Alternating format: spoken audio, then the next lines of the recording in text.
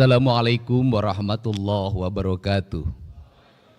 Sampurasun. Yang saya hormati, saya muliakan dan saya banggakan, bahkan saya katakan sebagai tauladan birokrat Sunda, Gubernur Jawa Barat yang ke-17, Bapak Bay Mahmudin. Saya memberikan ucapan spesial pada pagi hari ini karena dia sebagai PJ betul-betul memposisikan sebagai PJ. Mengatur ritme birokrasi, menata keuangan, kemudian mengantarkan pemimpin baru dengan penuh sukacita dan penuh rasa bahagia.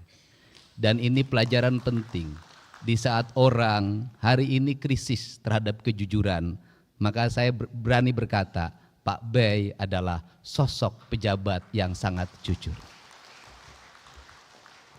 Bukan hanya jujur keuangan, dia juga jujur pada istrinya.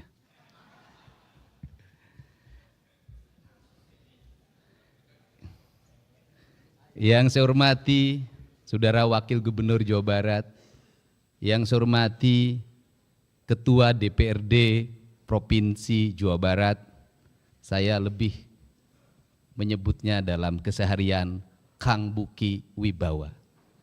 Dia memiliki kewibawaan bukan hanya di kantor, dimanapun dia tetap berwibawa. Para wakil ketua, ada Kang Iwan Suryawan, ada Kang M.Ki Iswara, ada Mas Ono Surono karena emas, beda dan termasuk orang yang sangat kaya. Karena mungkin lebih dari 80 kg kekayaan emas murninya.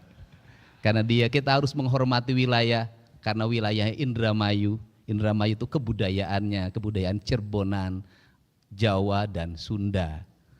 Kemudian ada Kang Acep Jamaludin, kalau ini murni orang Sunda kelihatan. Yang saya hormati Bapak Pangdam 3 Siliwangi, asli orang Sunda. Yang saya hormati Bapak Kapolda Jabar, asli juga orang Tasik.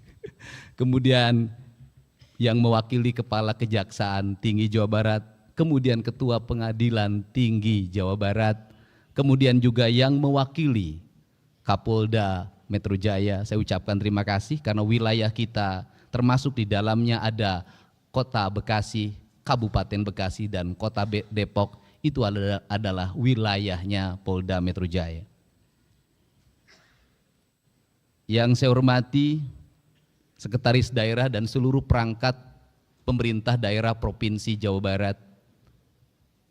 Yang saya banggakan kawan-kawan saya, para ketua komisi, wakil ketua komisi, para anggota komisi, para ketua Banggar, wakil ketua Banggar, para ketua badan musyawarah, wakil ketua badan musyawarah, mudah-mudahan istilahnya belum berubah karena saya pernah menjadi anggota DPRD Kabupaten Purwakarta, ketua komisi E, pernah menjadi wakil ketua komisi 4 DPR RI bareng dengan Pak Ono Surono, dan dulu direncanakan mau satu pasangan, ternyata nasib yang mengatakan berbeda.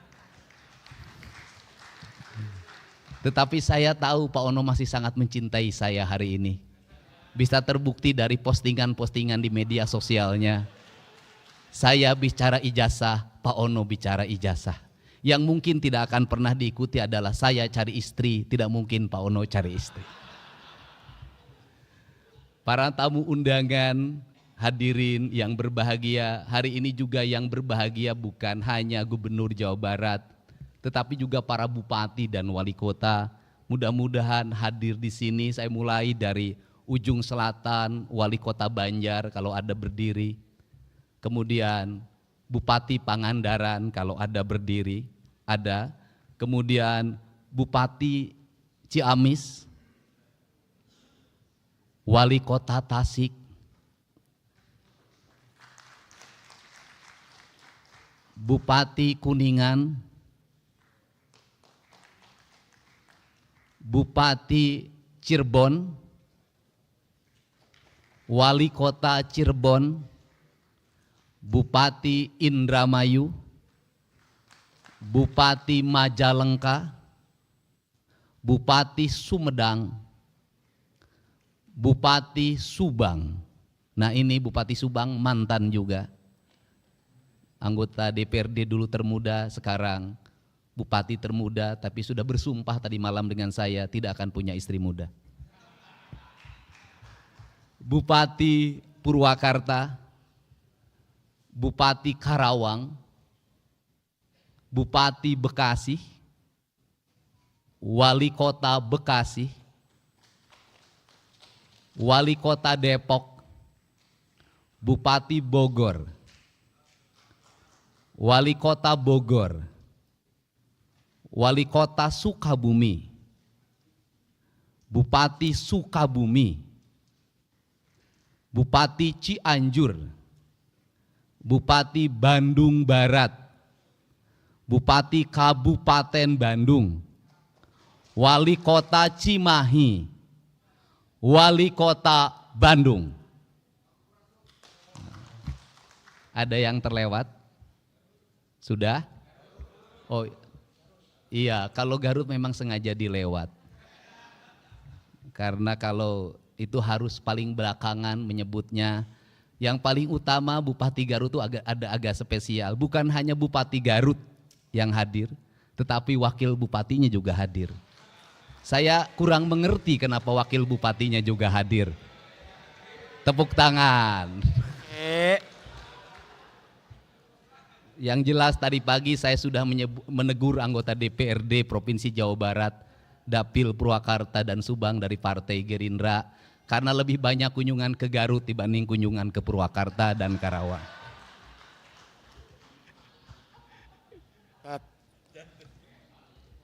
Bapak dan Ibu yang saya hormati, bahwa ritual pemilihan gubernur bukan hanya sekedar seremoni demokrasi yang menghabiskan anggaran triliunan dalam setiap tahun. Tetapi yang lebih esensi dari itu adalah membangun komitmen bersama bahwa bangsa ini bisa membuka ruang demokrasi yang terbuka, dipilih oleh seluruh rakyatnya yang memenuhi batasan usia undang-undang, dan Jawa Barat adalah tingkat pemilih tertinggi di Indonesia. Dalam tingkat pemilih tertinggi di Indonesia itu, kita mampu menyelenggarakan demokrasi dengan baik, demokrasi yang mengedepankan semangat silih asa, silih asuh dan silih asi. Itu dibuktikan dengan tidak adanya gugatan di Mahkamah Konstitusi. Untuk itu saya mengucapkan terima kasih kepada pasangan calon gubernur Jawa Barat. Yang pertama pasangan Kiai Haji Adang, pasangan Pak Ahmad Saihu, dan pasangan Pak JJ yang telah membuka ruang demokrasi dengan kebersihan hatinya. Demokrasi bisa berjalan dengan baik dan memberikan ketauladanan bagi kita semua. Dan paling penting adalah demokrasi harus melahirkan kesejahteraan publik. Kesejahteraan publik itu tercantum dalam logonya pemerintah Provinsi Jawa Barat. Gemah Ripah Repeh Rapi. Gemah Ripah Repeh Rapi adalah kemanunggalan prinsip-prinsip dasar kehidupan yang dalam ajaran Sunda ada tujuan utama dalam hidup, yaitu mewujudkan manusia Pancawaluya. Manusia Pancawaluya adalah manusia yang cager, manusia yang bager, manusia yang benar, manusia yang pinter, dan manusia yang singer.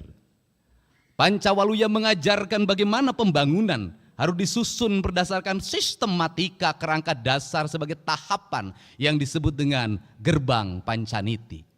Dalam tahapan itu yang pertama adalah manusia cager, artinya bahwa kesehatan warga adalah fondamen utama dalam kehidupan kita. Maka pembangunan harus mengarah pada upaya membangun kesehatan. Maka kesehatan memiliki dua variabel. Yang pertama adalah pencegahan, yang kedua adalah pengobatan. Kerangka berpikir kita hari ini teracuni oleh kerangka berpikir materialisme, di mana kesehatan selalu dipahami dengan obat-obatan. Kesehatan selalu dipahami dengan alat kesehatan. Kesehatan selalu dipahami dengan rumah sakit. Kesehatan selalu dipahami dengan dokter yang memberikan resep, dokter yang mengoperasi seluruh kerangka itu. Kalau terus-terusan itu menjadi tujuan utama dalam pembangunan sampai dunia ini berakhir, kesehatan tidak akan pernah selesai. Kenapa? Kesehatannya bukan berbasis membangun manusia yang sehat, tetapi berbasis proyek kesehatan. Berbasis bisnis kesehatan. Kalau kesehatan sudah menjadi proyek kesehatan dan bisnis kesehatan, maka Pancasila yang kita agung-agungkan sudah terdegradasi dalam materialisme, di mana manusia boleh mengeksploitasi orang lain demi kapitalisasi yang dimilikinya, di mana manusia boleh memiskinkan orang lain demi perusahaannya mendapat keuntungan. Kalau kita konsisten pada konsep Pancasila, kalau pada konsep silih asa, silih asi, silih asuh, maka kesehatan bukan hanya pengobatan, tapi kesehatan membangun manusia yang sehat, dimulai dari pola hidup yang sehat. Maka pola hidup yang sehat harus dimulai dari mana? Negara harus berkomitmen untuk menciptakan iklim yang sehat, membangun tata ruang yang baik, menjaga mata air, menjaga aliran air, menjaga sanitasi lingkungan, menjaga udaranya, menjaga seluruh alam semestanya dengan konsep papat kalimat pancer, dengan konsep tritangtu di buana yang sering saya sampaikan dalam debat-debat terbuka. Karena itulah yang diajarkan oleh leluhur kita, sehingga ketika saya mengatakan bahwa pembangunan di Jawa Barat itu harus kembali pada pembangunan yang berdasarkan asas-asas ajaran leluhur, sesungguhnya bukan klinik, sesungguhnya bukan mistik, tetapi sesungguhnya sebuah pengetahuan metafisika, sebuah pengetahuan tentang alam raya, tentang manusia membangun hubungan dengan alam dan seluruh semestanya yang disebut dengan kemanunggalan. Itulah konsep asasi tentang jati diri bangsa yang sebenarnya. Untuk itu turunannya seperti apa? Maka turunannya gunung kudu awian, lengkop kudu balongan, lebak kudu sawahan. Maka merawat alam, membubarkan berbagai bentuk perangkat perusakan terhadap alam adalah komitmen terhadap alam, dan ujungnya adalah komitmen terhadap Tuhan, komitmen terhadap Allah Subhanahu wa Ta'ala. Bagi saya tidak berarti penyembahannya pada Allah kalau tangannya mengeruk kekayaan alam, menghancurkan ekosistem, menghancurkan ekologi, membuat kerusakan bagi orang lain, melahirkan penderitaan bagi orang lain. Bagi saya bertuhannya adalah bertuhan kebohongan. Karena itu komitmennya harus bersama. Maka dalam komitmen bersama itu tadi ditandatangani, saya menyebutnya itu disebut dengan gerakan manunggal. Hanya manusia yang manunggalah dia akan sehat. Hanya manusia yang manunggalah dia akan sejahtera. Dan hanya manusia manunggalah dia adalah manusia yang menyatu dengan seluruh alamnya. Dan kelak ketika dia meninggal, dia akan kembali pada kesucian dirinya, kembali pada Allah sang pemilik dan maha suci dalam hidupnya. Perspektif itulah yang harus dibangun dalam kerangka berpikir ideologi pembangunan. Untuk itu, dari sekarang saya minta seluruh konsepsi pembangunan di Jawa Barat harus berdasarkan asas kesehatan. Kir mobil harus asasnya kesehatan. Menjaga keselamatan penumpangnya, menjaga keselamatan sopirnya, usia kendaraannya bukan hanya memenuhi perangkat administratif. IMB rumah harus memenuhi asas kesehatan. Pembangunan bangunan harus memenuhi asas kesehatan. Maka kesehatan adalah piranti rekomendasi bagi seluruh kebijakan pembangunan. Tidak boleh pembangunan bertentangan dengan prinsip-prinsip dasar kesehatan. Kemudian yang kedua adalah upaya kita melakukan pengobatan. Maka seluruh perangkat pemerintah harus segera mengalokasikan pembiayaan, menyediakan puskesmas pembantu di tingkat desa dengan kekuatan layanan yang memadai, menyediakan puskesmas di tingkat kecamatan yang rawat inap dengan kerangka layanan yang memadai, memberikan rumah sakit layanan di setiap kabupaten kota, di mana satu rumah sakit di kabupaten kota yang satu memiliki spesialis penyakit yang A, yang rumah sakit kabupaten lain yang B, yang kabupaten yang lain yang C. Maka yang disebut dengan pembangunan aglomerasi wilayah, saya menyebutnya dengan pembangunan wilayah wilayah kebudayaan. Dulu pemerintah kolonial menyebutnya ekskresidenan. Maka di ekskresidenan itulah harus tumbuh rumah sakit kabupaten kota yang satu sama lainnya saling mengisi. Yang satu unggul di paru-paru, yang lain unggul di kanker, yang lain unggul di bedah saraf. Maka investasi negara, investasi pemerintah provinsi harus mengarah pada itu.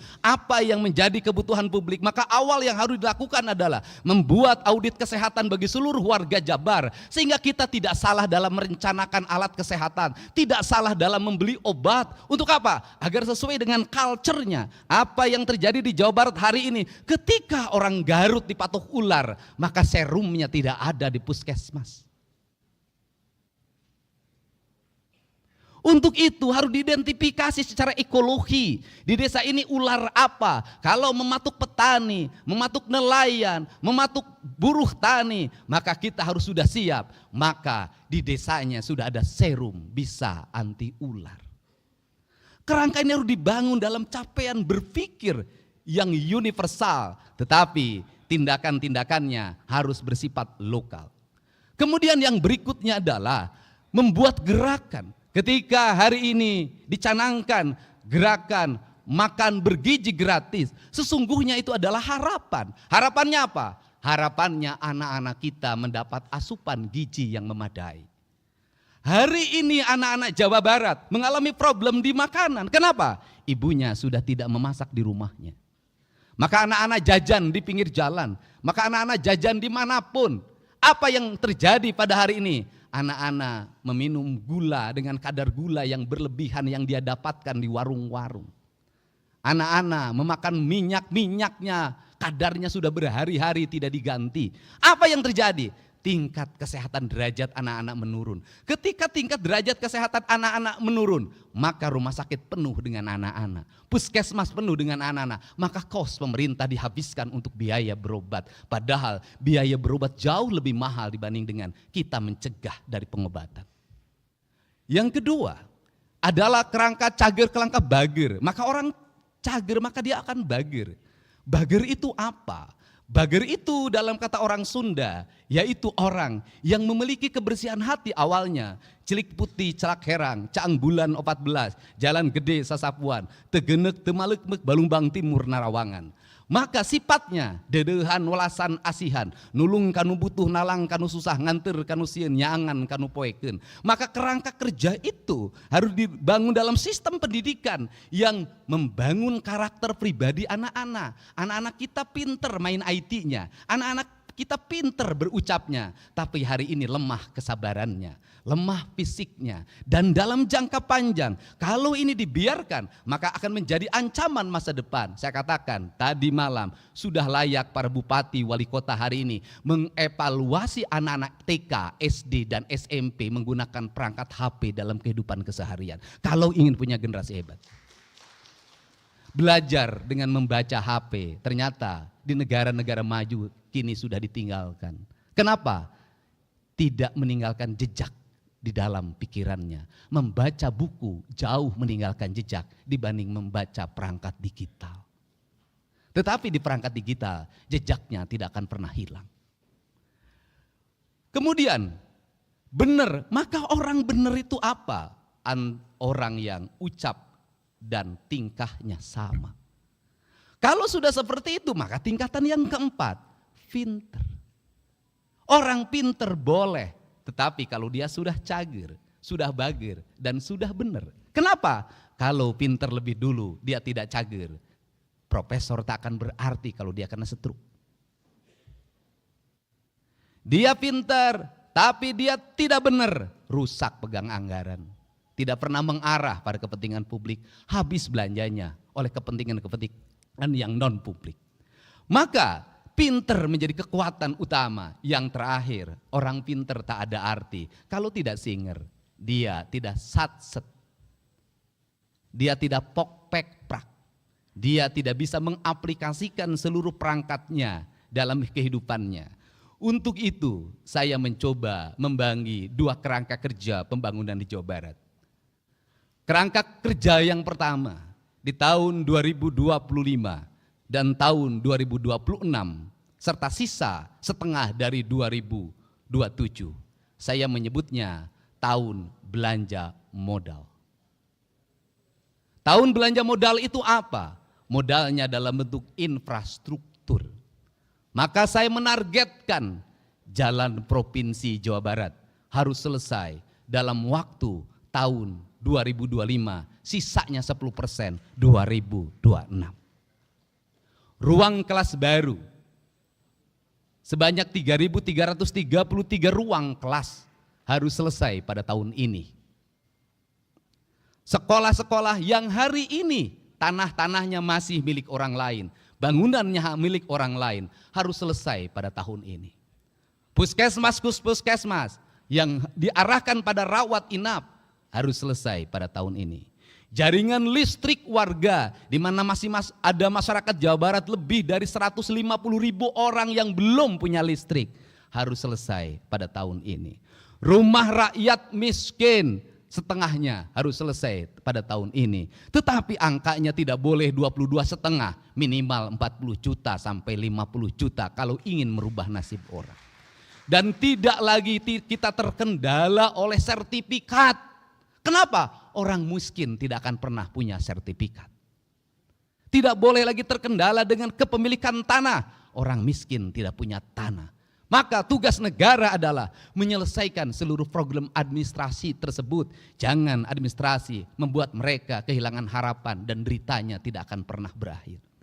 Kemudian pembangunan irigasi harus selesai pada tahun depan. Dan tahun ini harus angkanya bisa mencapai 500 sampai 600 miliar.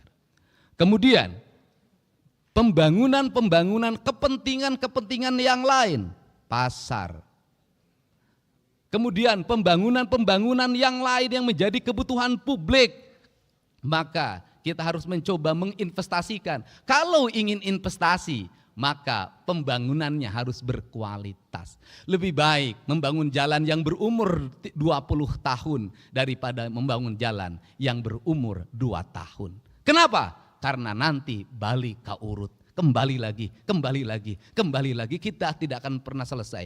Untuk itu tidak bisa provinsi saja, harus terintegrasi dengan kabupaten, harus terintegrasi dengan kota, harus terintegrasi dengan desa. Maka kabupaten, desa dan kota harus memiliki kekuatan yang sama.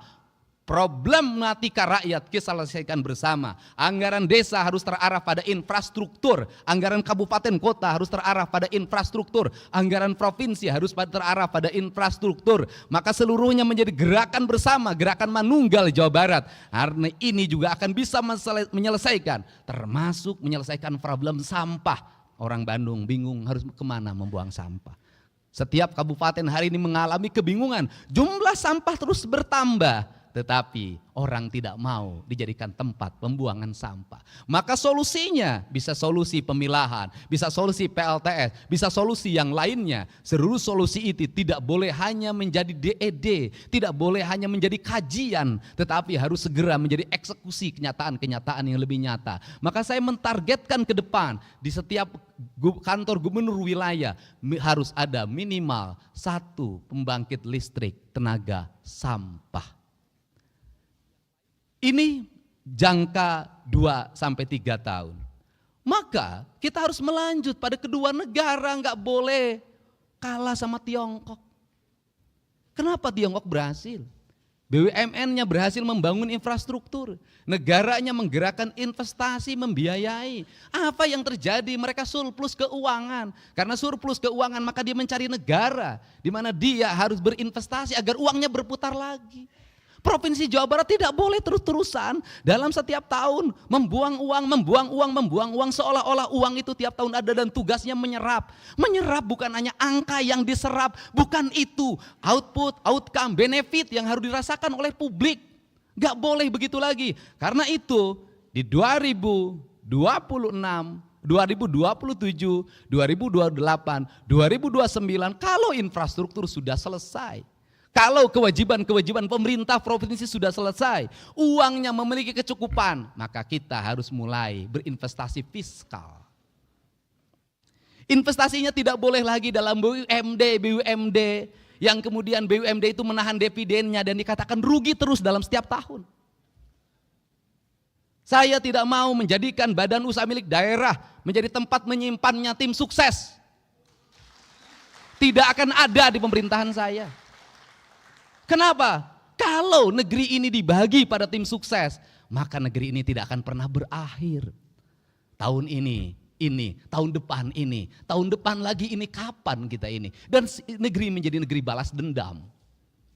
Tetapi BUMD saya akan lakukan apa? Audit investigatif. Agar apa? Agar bisa ditemukan bekerjanya baik, kredibel, punya untung atau buntung terus. Kalau buntung terus, ngapain? Gaji pengangguran, ngabisin duit APBD, tutup.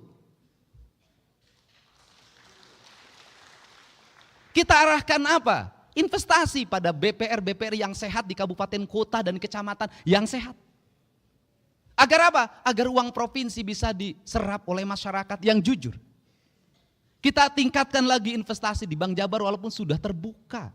Dan Bank Jabar harus mengalami efisiensi. Efisiensi apa? Struktur jabatannya jangan terlalu banyak. Jumlahnya disedikitkan. Untuk apa? Karena Bank Jabar itu nggak usah pakai struktur banyak juga sudah untung. Pelanggannya ASN, anggota DPRD, bupati dan wali kota, termasuk mungkin saya nanti. Nah, kenapa? Kalau seperti itu, maka kalau jumlahnya sedikit, untuk apa? Agar dia dividennya tinggi. Kalau dividennya tinggi, belanjakan untuk kepentingan publik lagi. Kalau kemudian punya CSR, jangan disembunyikan, umumin berapa CSR-nya. Dan saya merencanakan CSR pada tahun 2025 untuk pembangunan sekolah. Satu sekolah dari CSR. Kalau seperti itu nanti anak-anak kita bisa bersekolah. Tidak ribut lagi, tidak mengalami lagi anak Jawa Barat 350.000 ijazahnya belum ditebus. Negara sudah merdeka, ijazah belum ada di tangan. Ini adalah kerangka. Kalau kerangka ini sudah dibangun, maka pada periode ke depan kita menjadi provinsi yang memiliki kecukupan fiskal. Kalau sudah punya kecukupan fiskal, kalau provinsinya misalnya nanti ada BUMD yang profesional, bisa dikelola dengan baik, bisa jadi dia bangun jalan di provinsi lain. Bisa jadi dia bikin stasiun kereta api di posisi lain. Bisa jadi dia bangun apa di provinsi lain. Kenapa? Duitnya menyebar ke tempat lain. Kita punya kecukupan. Dari kecukupan itu apa yang akan terserap? Orang Jawa Barat nanti kerja di Kalimantan, membawa investasi provinsinya. Orang Jawa Barat kerja di Sumatera, membawa investasi provinsinya. Penduduk bukan terbalik, orang lain yang kerja di Jawa Barat. Karena kekurangan tenaga profesional. Untuk itu beasiswa pendidikan hari ini adalah beasiswa pendidikan investasi. Diarahkan untuk siapa? Anak-anak Jawa Barat yang memiliki kualifikasi kecerdasan tingkat tinggi. Agar dia menjadi penggerak ekonomi. Agar melahirkan engineer-engineer baru yang bisa menggerakkan mesin produksi di seluruh industri. Ini akan dibangun. Tetapi mesin produksi industri investasi harus dilindungi oleh siapa? Oleh negara. Oleh siapa? TNI, Polri, Kejaksaan, dan peradilan pada akhirnya. Untuk apa? Agar mereka tidak ngeluh-ngeluh. Pengusaha ini sudah capek dan lelah. Dia harus bayar pajak. Kadang-kadang dipajakin. Setelah itu dia harus bayar. Apalagi desa ngajuin proposal, kecamatan proposal, ormas proposal. Tidak dikasih, di demo. Padahal mereka sudah bayar pajak, sudah menyerap tenaga kerja. Kita harus membuat mereka menjadi nyaman. Kalau tidak ada investasi, rakyat Jabar mau kerja di mana? Yang tukang nasi goreng nggak akan laku. Untuk itu maka saya berani mengalokasikan pembiayaan dari provinsi untuk apa? Membangun ketenangan dan ketertiban di masyarakat Jawa Barat. Harga ketenangan ketertiban itu mahal. Betapa kita tidak bersedih tukang jagung dari kota Tasik digebuk jam 3 subuh pakai gear yang patah tangannya. Dari patah dia 2 yang dia alami. 1 tidak punya untuk berobat ke rumah sakit. Karena BPJS-nya tidak bisa memberikan perlindungan bagi korban kekerasan atau korban pidana. Yang kedua, kehilangan mata pencaharian selama 6 bulan ke depan karena tangannya patah. Rakyat negara harus hadir, tidak boleh lagi terjadi seperti ini. Dan saya, pemerintah Provinsi Jawa Barat, bersedia mengeluarkan uang berapapun demi ketenangan rakyat Jawa Barat. Ini yang dikeluarkan. Kerangka dasar inilah yang harus dibuat ke depan. Kalau sudah seperti itu, kemah ripah repeh rapi, rakyatnya merasa nyaman, sakit negara hadir mengobati. Di jalan dia dilindungi, kemudian anaknya sekolahnya dijamin oleh negara, pekerjaannya tersedia, maka dia akan hidup di alam Jabar yang disebutnya alam surga. Maka klaim kita sebagai provinsi religius bukan hanya religius ritualitas, tetapi secara substantif religius membangun ketenangan, kenyamanan bagi seluruh warganya.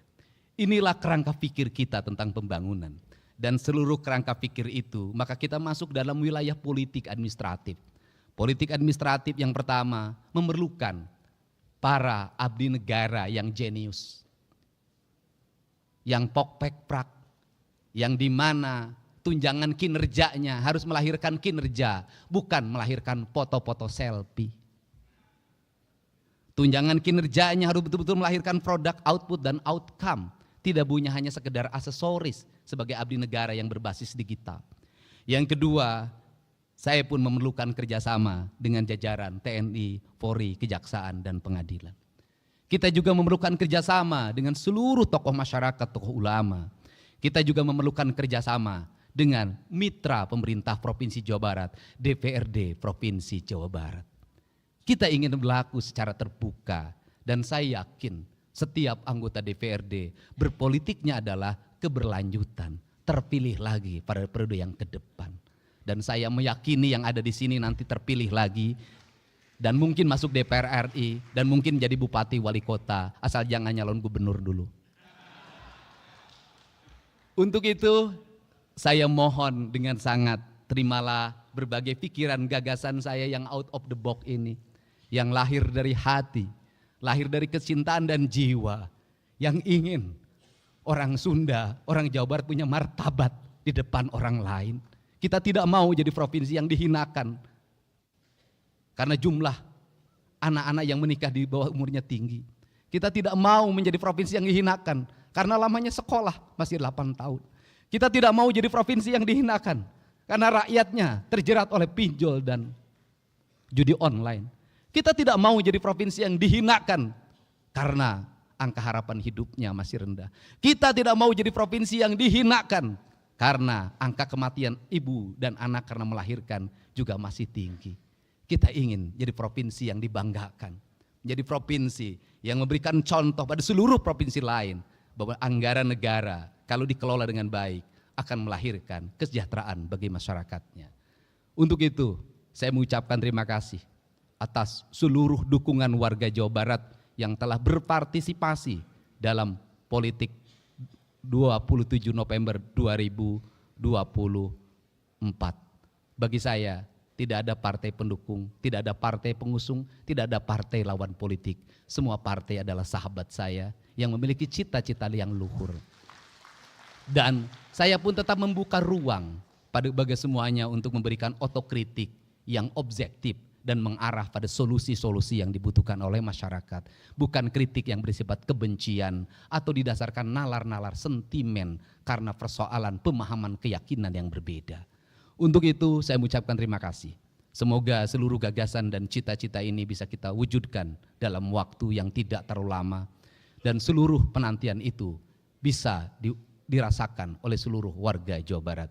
Saya mohon maaf pada semuanya apabila ada ucapan dan tingkah laku saya yang sering kontroversial, yang menimbulkan keriuhan di media sosial, tetapi tidak akan pernah ada tajamnya pisau kalau tidak pernah berasah dalam setiap hari.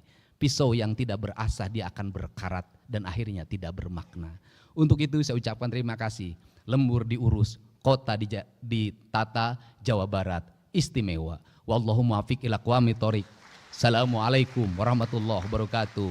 Sampurasun. Sekali merdeka tetap. Sekali merdeka tetap. Sekali merdeka tetap. Sekali merdeka tetap. Rahayu, rahayu, rahayu.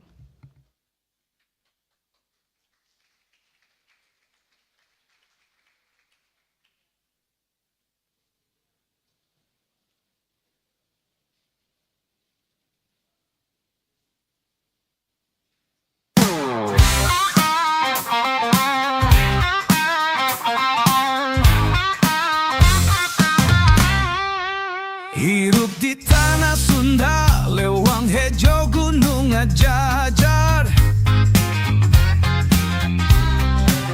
Hulu cai bersih, walungan dijaga, alam nu endah kacida. Urang Sunda kudu gagah, sumangit kawan inu telungit, ngabuktikeun urang bisa maju jaya satakeur kakuatan. Urang Sunda, waktuna urang nepak dada bangkit. Jabar hade, jabar oke, hati tegas tekad kuat, Jawa Barat istimewa. Jawa Barat tanah para jawara, sagala aya urang nu gagah perkasa. Hade tata, hade basa, Jawa Barat istimewa. Jawa Barat tanah para jawara, sagala aya urang nu gagah perkasa. Hade tata, hade basa, Jawa Barat istimewa.